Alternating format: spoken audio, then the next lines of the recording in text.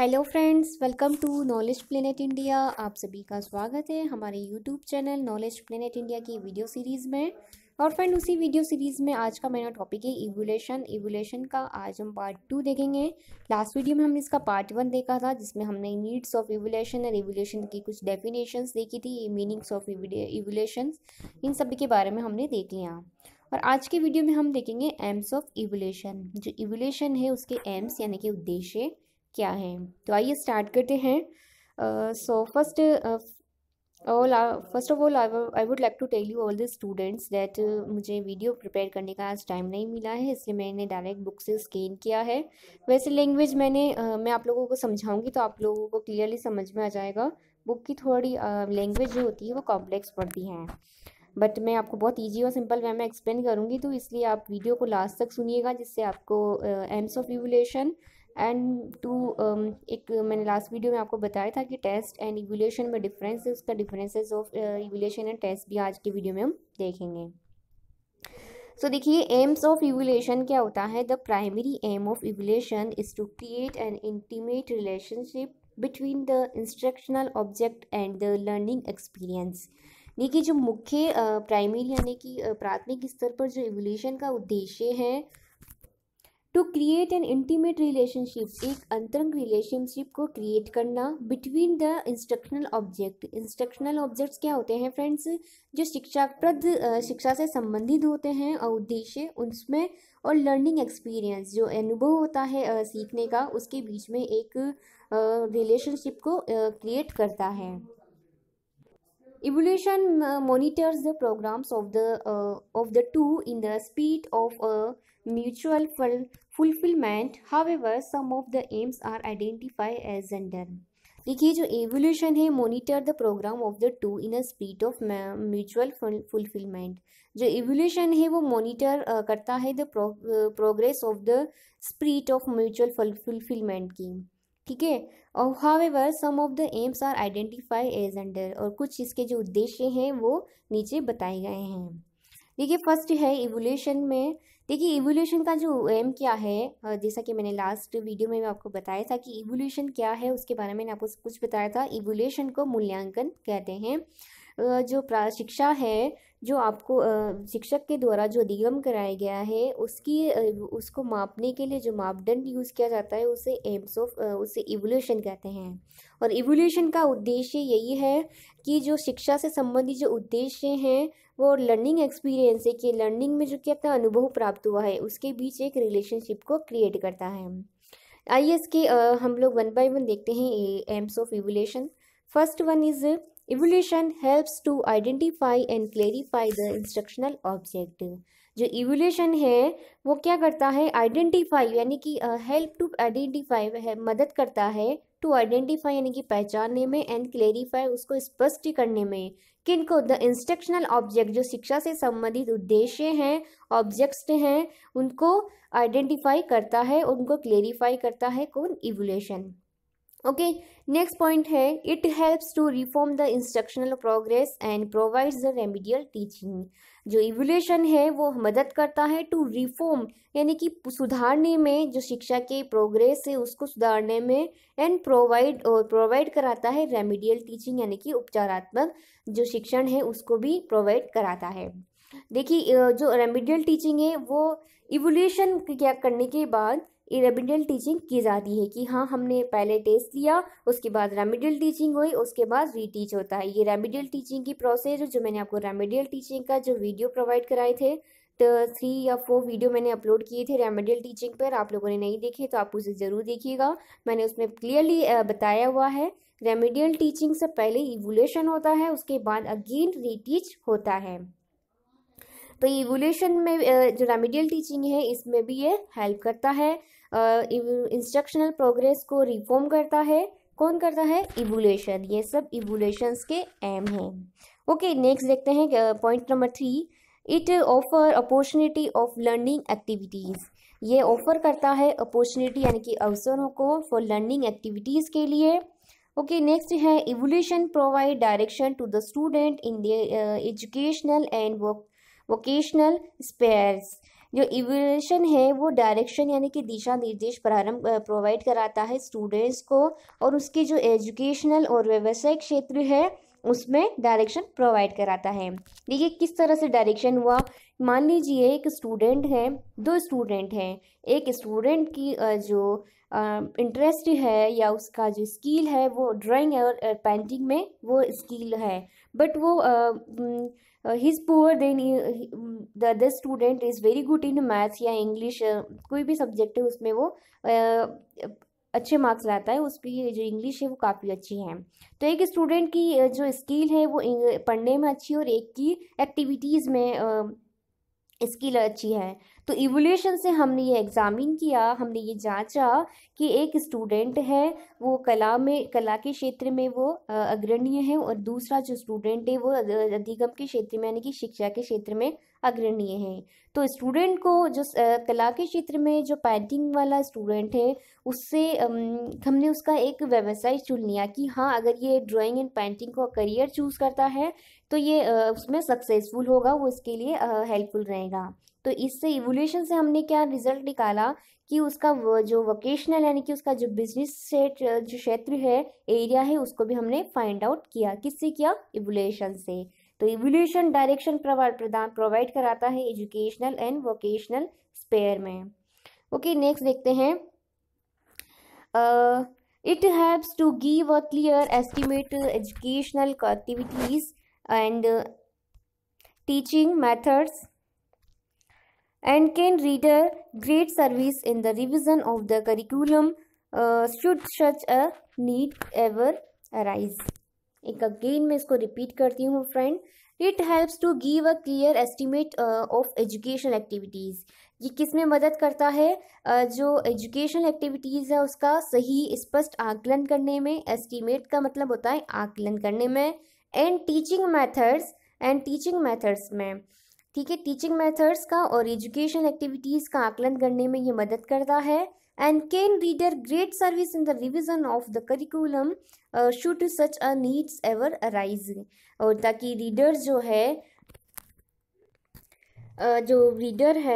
Render है यहाँ पे, again I will explain it.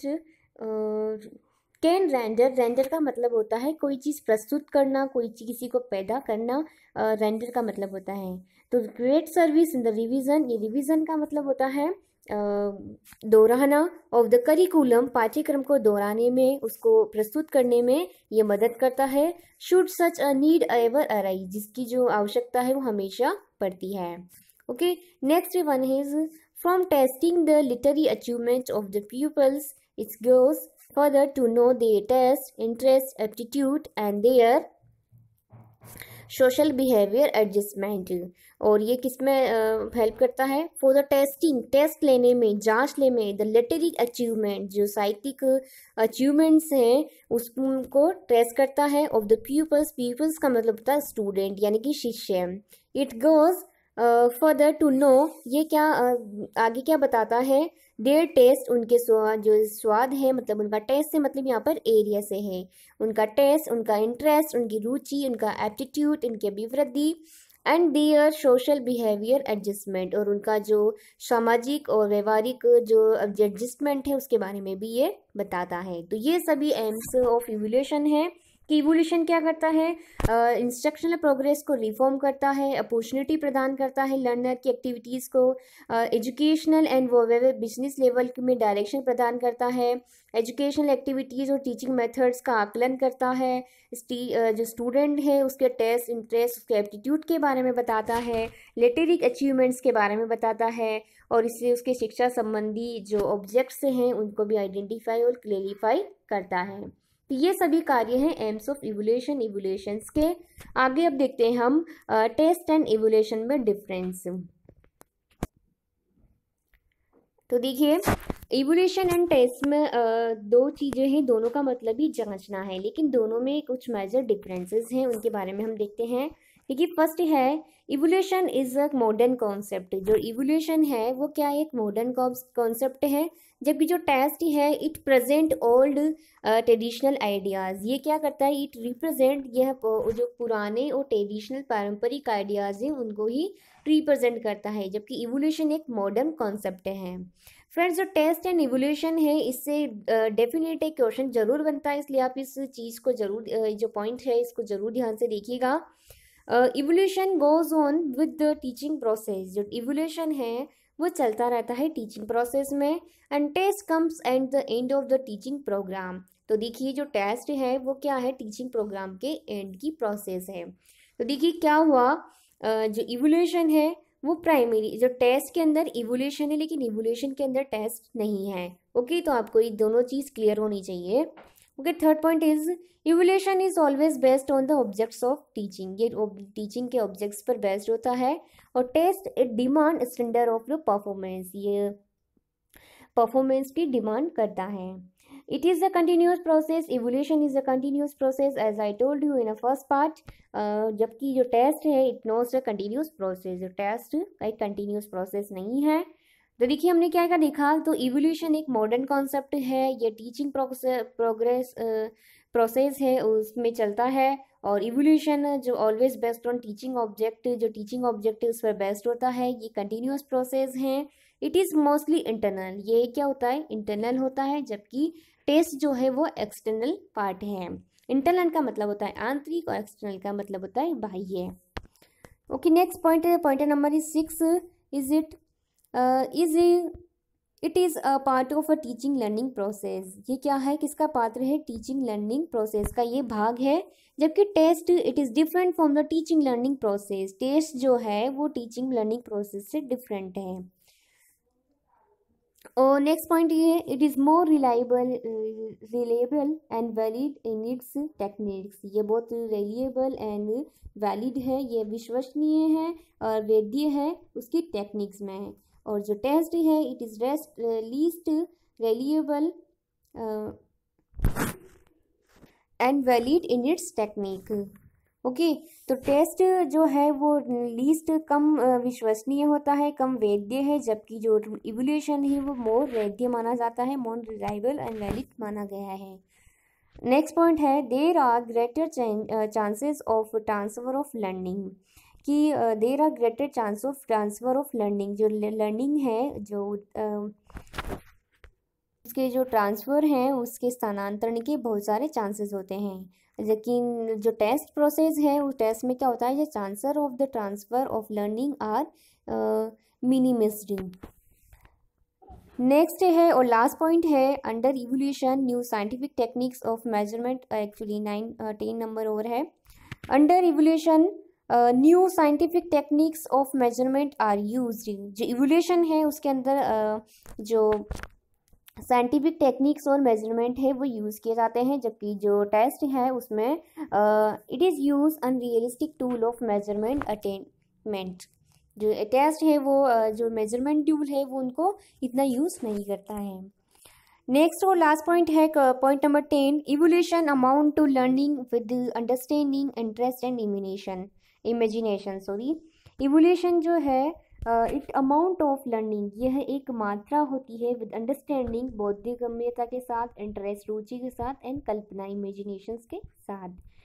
लेकिन जो टेस्ट है, test amount of to cramming of the subject matter, जो सब्जेक्ट मैटर है उसको क्रैम करता है विद लीस्ट अंडरस्टैंडिंग, मतलब क्रैमिंग का मतलब होता है उसको शॉर्टन करना, विद लीस्ट अंडरस्टैंडिंग कुछ कम बौद्धिक गम्यता के साथ, अंडरस्टैंडिंग का मतलब होता है बोध।